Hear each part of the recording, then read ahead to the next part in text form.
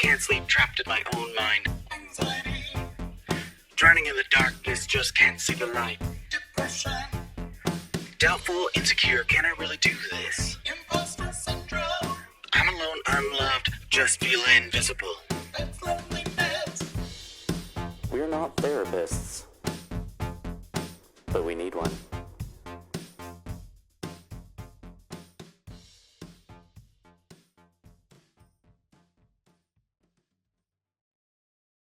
Hello, and welcome to We're Not Therapists, but we need one. The podcast where we have honest and vulnerable conversations about our mental health with one another. I'm Jay, And I'm Anthony, and neither of us are therapists. but we're trying to help ourselves and each other by sharing our experiences and feelings. In this show, we'll deep dive into topics like anxiety, depression, Self-esteem, trauma, and more. we'll talk about how they affect us, How we cope. and what we've learned along the way. We're not doing this to bash or blame anyone. Especially our families, who may have contributed to our mental health challenges, We're doing this to heal and grow. and hopefully inspire others who can relate and open your mind to your own healing. We also want to warn you that this show may contain some sensitive and triggering content. We'll be talking about personal and painful things that happen to us and how they still affect us to this day. If you're not comfortable with that, or if you feel like you need professional help, This show may not be for you, but if you're ready to join us on this journey of self-discovery and self-improvement, we're glad to have you. we're not experts, but we're honest and we're not alone. Now, let's start the timer. Jay, how do you feel today? I am a weird combo of fantastic and blah. Do tell. You do go on. I don't know why, I feel really great today. I'm not sure what happened, but I feel good. I had real therapy yesterday and had a couple things that made me go, oh, wow. So I don't know if that did it. But I also was a weird therapist at work for 4 different people today. And Oh my God. it was so weird. I cannot get over how many people came to my office and talked to me about personal things. But then Sounds like my nightmare. my office neighbor, she's currently in school for psychology, which is funny because she's in IT like me. So I'm like, what a weird change. But it made me feel really good because after one of them came by, literally cried about an issue she was having with work. Anyways, my neighbor came over after that and she goes, I want you to know that I'm in school for psychology and I actually feel like I learned from you. Because she's Yeah. like, you do such a good job about when people are talking to you, you kind of give a helpful example or a relation, but then she's like, but then you're so good at bringing it back to them to reflect inside what's important to them. And I was like, I don't think, I almost cried because I was like, I don't think you know how much that meant to me. Because I'm like, I always worry that I'm just being such a blowhard. And that people are like, oh my God, he's such a crock of shit. But then they come and talk to me. So I guess I shouldn't really think that. But anyway, so that felt good. But where I'm feeling blah is this was brought up during therapy. God, I hope nobody from work listens to this. This job just mentally drains me so much. Because I've learned I am not a corporate boy. Same. I'm Hard just, same. I am, I guess, if you offer the freedom of letting me do my work at my own autonomous way and kind of with my own schedule. But the moment you micromanage everything, shove it into this time frame that you expect to see me there all the time, I could sit there all day playing on my phone, never be noticed, but be praised for showing up for my hours. That is. And it just, it has eaten away at me for so many years. And it's just finally just I'm to the point. Well, I'm not just finally. I've been here a while, but it's just constantly this realization that I'm like, you can't live like this forever when you're not built this way. Mm-hmm. And it just, there's so much I want to do outside of here. This 40 hours a week drains me.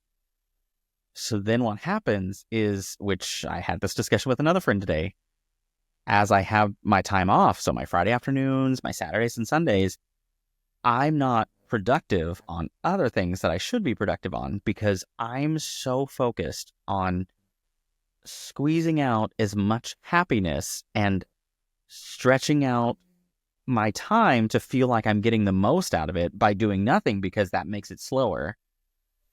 Yep. I don't get real things done because if I do productive things, it makes the weekend fly by too fast. And so it's this weird rebellion that I'm having. And I can't succeed anywhere else because I'm trying so hard to feel in control of my life.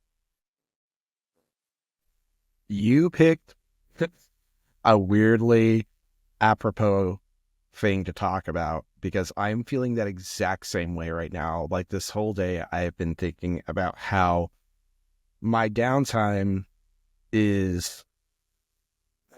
I feel like anything that is not me sitting around and doing nothing is eating into me time. Yeah.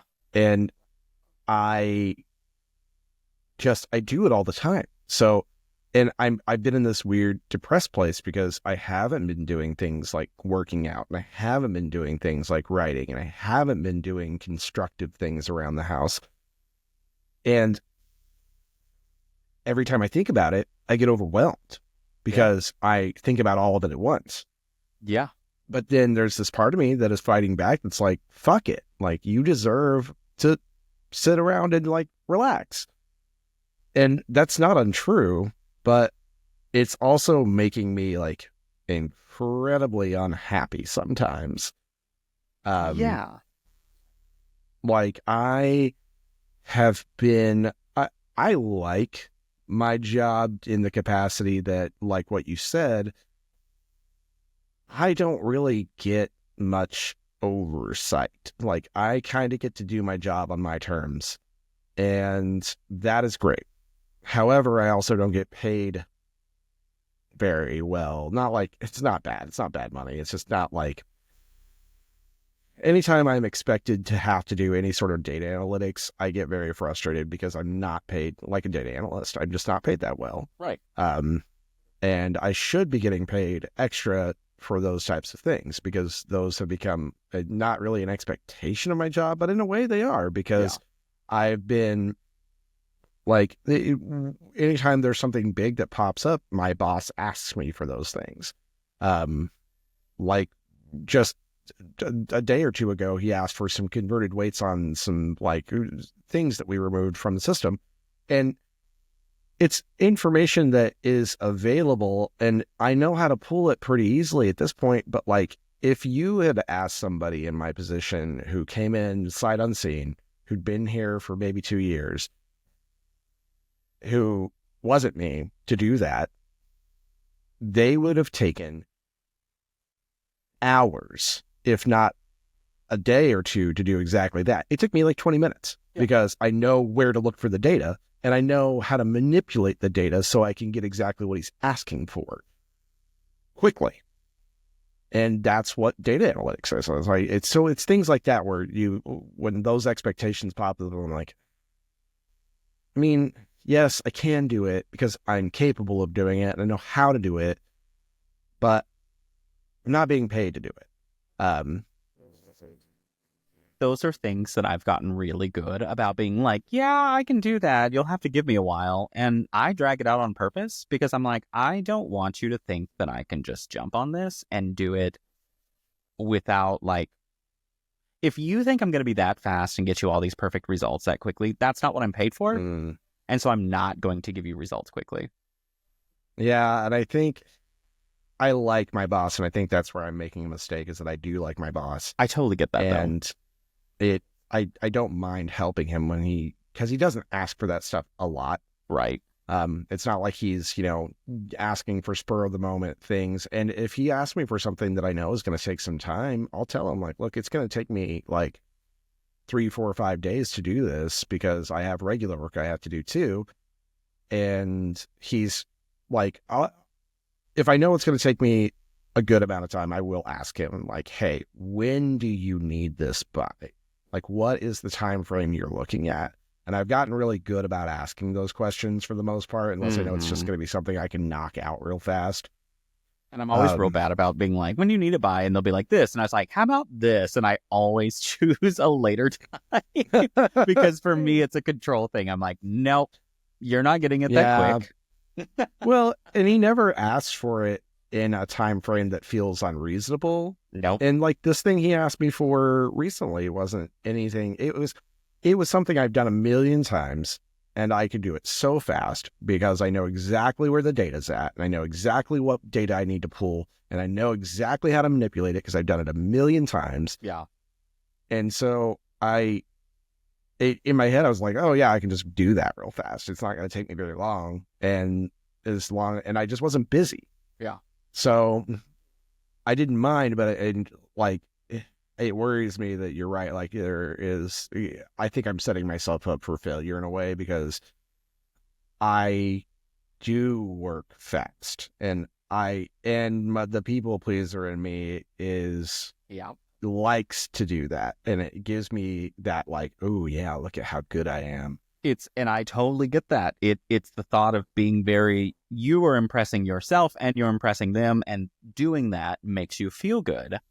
Mm-hmm. But then I've come across this situation where I'm like, I'm not here to please you, really. I'm here to just do this job. And the more I set boundaries, the more you respect me. And I noticed that too. And so I do that with a lot of people, and I do it with my boss too. And like, if I know something is going to be an unreasonable time frame, I'll tell him. And he's not ever been pushy about it. Like it's never been to the point that I think that's part of the reason I'm comfortable doing it. It's because my experience with him leads me to believe that he's not going to ask me for something unreasonable, or if I tell him that it is unreasonable, he's not going to push on it unless it's something hyper important or something. Yeah. And so, and even if that were the case, I know, because he's done this before, where like he's asked me to get something for him, and if the situation is like, we need it quickly, and I'm the only one who really knows how to get it, then he will ask what he can take off of my plate to help. That's good. And so, I mean, that's a good boss in a sense. Yeah. And so, and he does, and I'm always like, yeah, I don't think you really need to take it out on my plate. I think I could probably still do it because most of the time I can do my job in like 2 hours. Always pass off something because it for some reason it's a power play. It is making them aware that what you're doing is adding something to my plate that is not normally a part of my plate, and so in exchange you're going to do this, and I don't know why, but that's how I started handling things. And it's built this weird boundary respect with my managers. Yeah. And I have noticed with other people, because I do keep really strict boundaries with a lot of people. Yeah.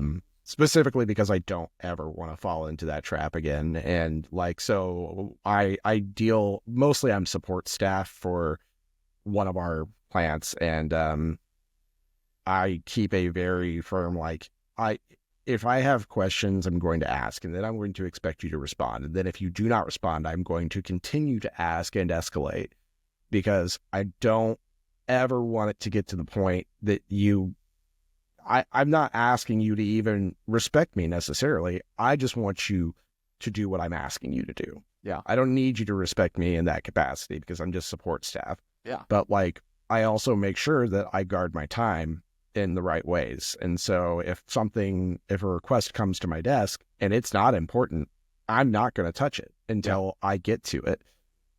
And if somebody pings me about it, I'll ask, how important is this? Because if it's not dire straits, I've got work to do, even if I don't have work to do. Because I learned that in my last job. Because I always would have jump work to on do, things even if all you the don't have time. work to do. Exactly. I was like, you need to understand that my time is valuable to me, even if it's me not doing anything. Oh, Yeah. did you do a little reaction? Oh, every time my computer updates, it does that. And I'm just like, God damn it, quit. And I forget how to turn it off every single fucking time. I'll figure it out later. You may see more thumbs ups. But that's fine. But I think that's really important to learn, that you need to be able to guard your time even when you're not doing anything. Yeah. One of the prime examples is somebody that talked to me today was upset because they feel pressured to always perform, even on weekends. Ugh. They No. said, I turn off my team so I don't get messages, and I still got a text saying, can I resolve this? Nope. And she's like, a lot Sure of times I'll work Saturday and Sundays, not full days, but I'll be working in the mornings and stuff. She's like, sometimes I want to sleep in. And I was like, I want you to know something. They have never texted me or messaged me with an expectation on any weekend to do it. And I said, and that is because I have set a very strong boundary and they're aware of it. Mm-hmm. And I said, nothing has to be done on a weekend unless me not doing something makes the company collapse. That you better be asking me for something. The business better be in danger of it better be to the point that whatever is happening is going to cost people jobs. Yeah, I said, if people are losing work, if finances are being absolutely depleted because I need to do something, that's a story that I will jump in on. I said, otherwise, that's everything, important. when you stop and evaluate it, everything can wait until Monday. Mm-hmm. The That's only a things that conversation can't, I've also had with my boss. I mean, if you're in charge of a system that goes down, I can slightly understand that one more depending on the system. But and so I kind of was just like, I want you to take some time to reflect and see what your personal time is worth to you. I was like, how much do you value your time outside of work? And I said, I value mine extraordinarily high. I said, one, I run a company outside of this. I have more than one business technically outside of this with the podcasts. I said, I also have nobody that maintains my life around me. So I have pets. I have all this stuff. And I said, all of my time for me is highly valuable. Mm-hmm. And you are going to have to justify why I need to give up additional time that's not written in my salary for you. Yep. And I sat there and went, for a company that is making money for a billionaire and their family. Yep. If I it was is like, about profitability and it's just about putting more money in the shareholders' pockets, I don't give a shit. I do not care. I was like, if that's just speeding people up so that way they can be more efficient so these people can make more money, I'm like, that's not a big deal. They hire me because society requires us to work. And so I'm working because I have to work.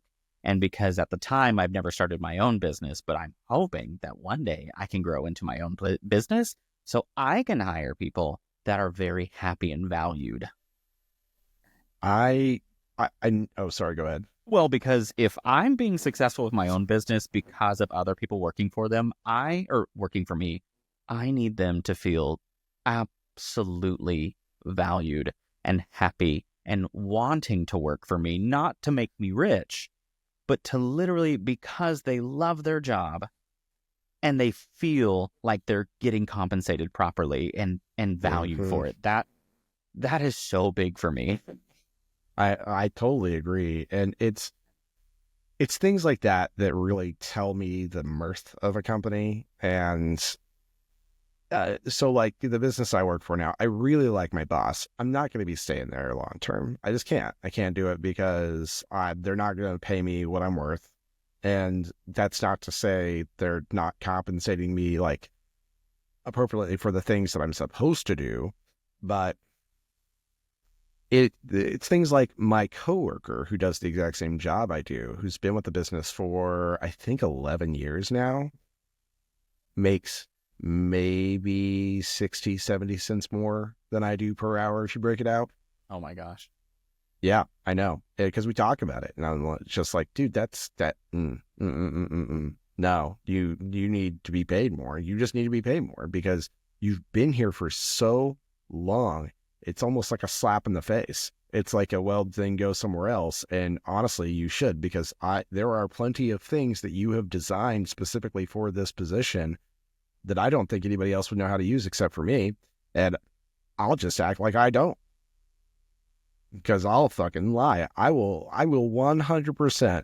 If I'm feeling petty, I will just flat out act like I don't know the answer. And I feel petty a lot in business. It's so wild to me how I went to college for business management and I minored in like business leadership.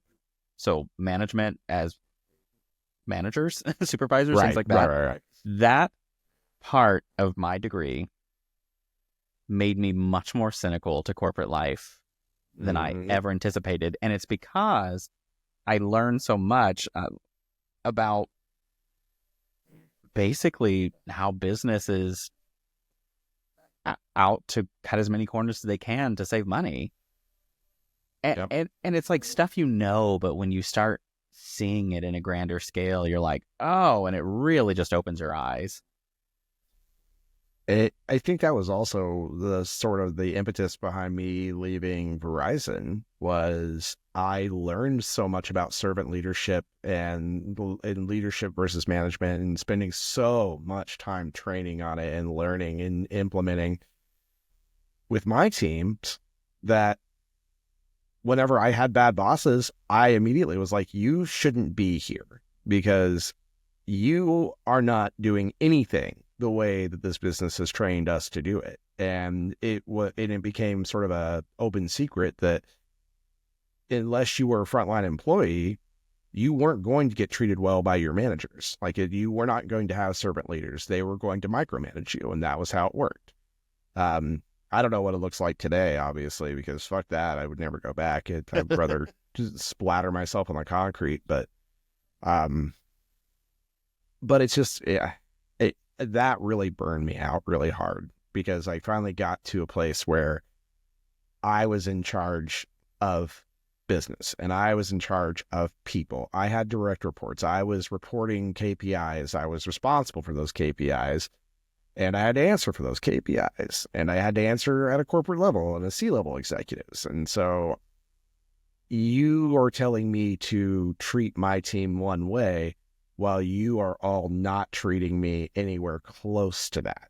Now, that is a perfect segment into the next part I wanted to talk about, which is the corporate life of culture, and how it amazes me how a company is pushing this culture of open, clear, separate realities, and all of these things about training them to understand that you're working with different personalities.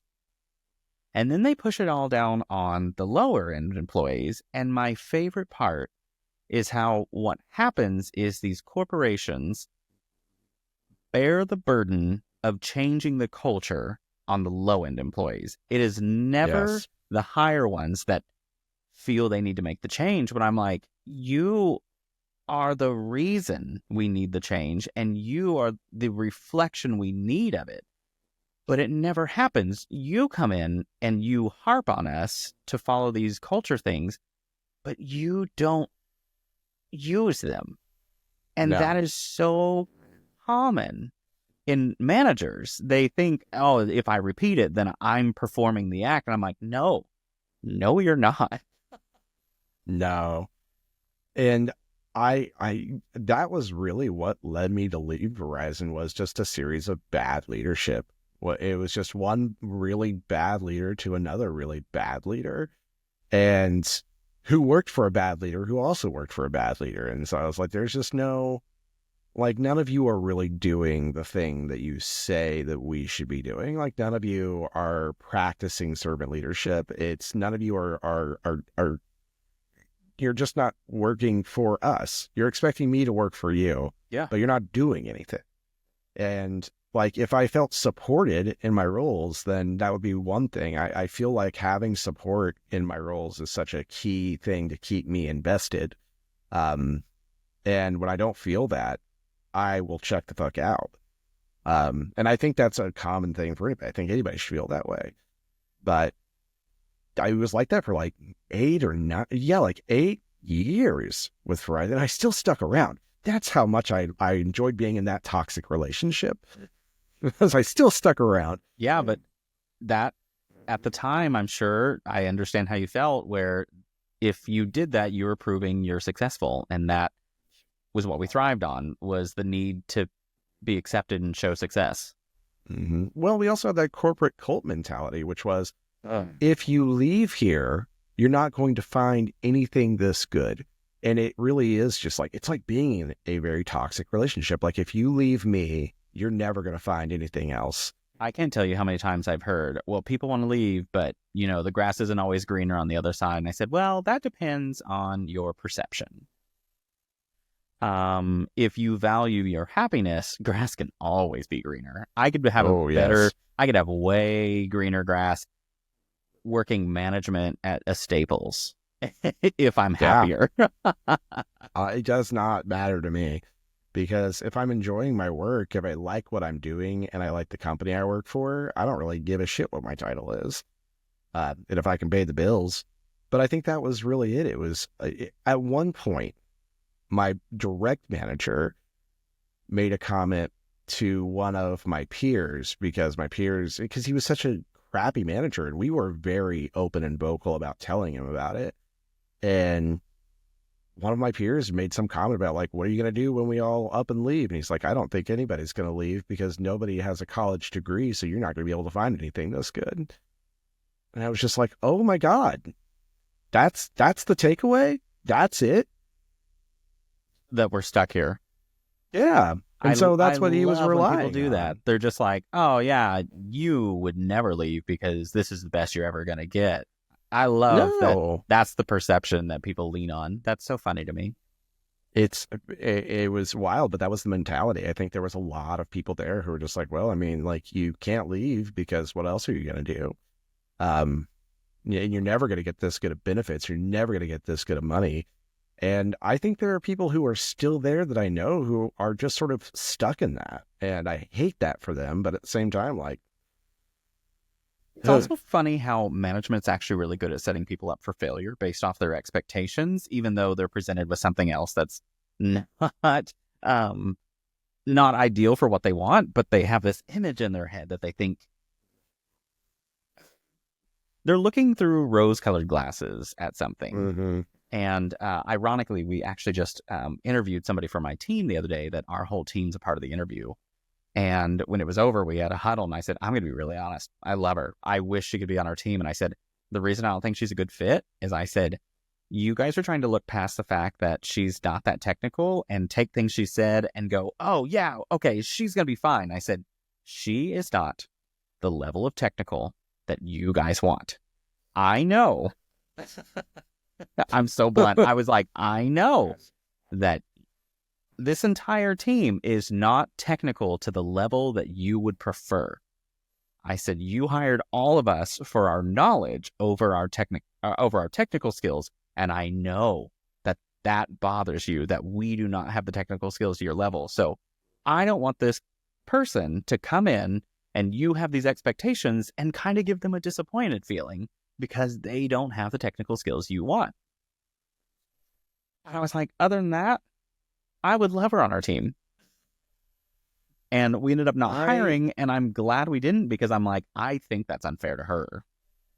Yeah. And I once interviewed this woman who, she was fresh out of high school. I mean, I think she was 18 or 19 for a sales position.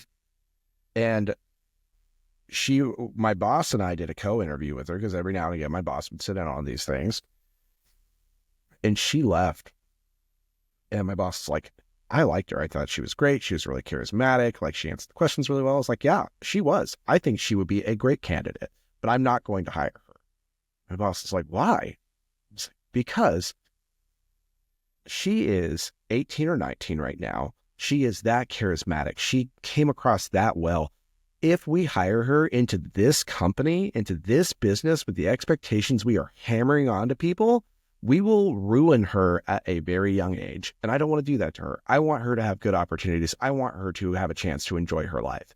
And I will not subject her to this. Yeah. I'm actually leaving out some details because I don't want it to be too informative on a public podcast for my private company. But yeah. Well, no, I don't work there anymore, so different. No, you're totally lucky. But that is a thing. It's annoying because in general, I know the feeling of wanting to escape and find something different. But it's also like, thank you for not bringing me into something that would be just as bad, if not worse. Yeah, and I think the other part was we had our training in Little Rock, Arkansas, and that's where we sent all of our new hires, and they'd be there for like 2 or 3 weeks at least. And she had never been out of the state before, so she was asking if her dad could take her, and I was like, yeah, of course he could. Like, I don't mind. It's not going to hurt my feelings, but like, come on. I know what we put people through here. I know the expectations that you hammer down on people. I try my best to hold a lot of that back and try to change the message that you're giving me into something that's positive. But even then, the expectation is still the expectation. Like, the numbers you're asking for aren't going to change no matter how positive I try to be about it. And so I'm not going to do that to somebody. I'm not going to sit here and just give them this horrible, like, perception of adult life. Yeah. Even though it's, Yeah. Yeah. And I definitely yanked those rose-colored glasses out of the room. I was like, I think it's unfair. Now, if we hire her, I don't think it's a bad choice. I would prefer someone like that we can mold into what we want. Yep. Corporate America, am I right? Oh, man. Welcome to life, guys. And we're out of time. Thank you for joining us today on our show. As you can see, therapy is not always easy, but it can be very rewarding and healing. If you want to follow our journey and see how we progress, tune in next episode for the continuation of We're Not Therapists, but We Need One. Join us on our socials, TikTok, Facebook, Threads, and Instagram, and email us at nopenotttherapists@gmail.com. That's NOPENOTTHERAPISTS We would love to hear your thoughts on our journey, or any questions you have that we can help answer. Until then, stay safe.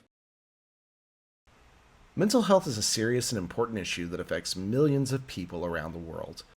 If you or someone you know is struggling with depression, anxiety, trauma, or have any other mental health conditions, you're not alone, and there is help available. You don't have to suffer in silence or feel ashamed of your feelings. There are many resources and support networks that can help you cope and heal. Here are just a few. The Crisis Text Line, which is a 24/7 service that connects you to trained crisis counselors who can help you with any type of emotional crisis.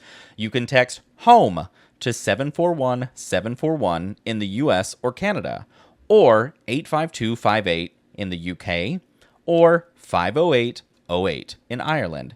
You can also visit crisistextline.org for more information. The National Suicide Prevention Lifeline, which is a 24/7 service that provides free and confidential support for people in distress, as well as prevention and crisis resources. You can call them at 1-800-273-8255 or chat online at suicidepreventionlifeline.org. The Headspace app, which is a meditation and mindfulness app that can help you reduce stress, improve your mood, and enhance your well-being. The app offers guided meditations, breathing exercises, sleep sounds, and other tools that can help you relax and cope with your emotions. You can download the app for free and try it for 10 days or subscribe for unlimited access to all features. You can find the app on the App Store or Google Play, or visit headspace.com for more information. These are just some of the resources that we have found helpful, but there are many more out there that can suit your needs or preferences. The most important thing is to reach out for help when you need it, and to know that you are not alone. Mental health is not a weakness, but a strength, and taking care of it is one of the best things you can do for yourself and your loved ones. Until next time,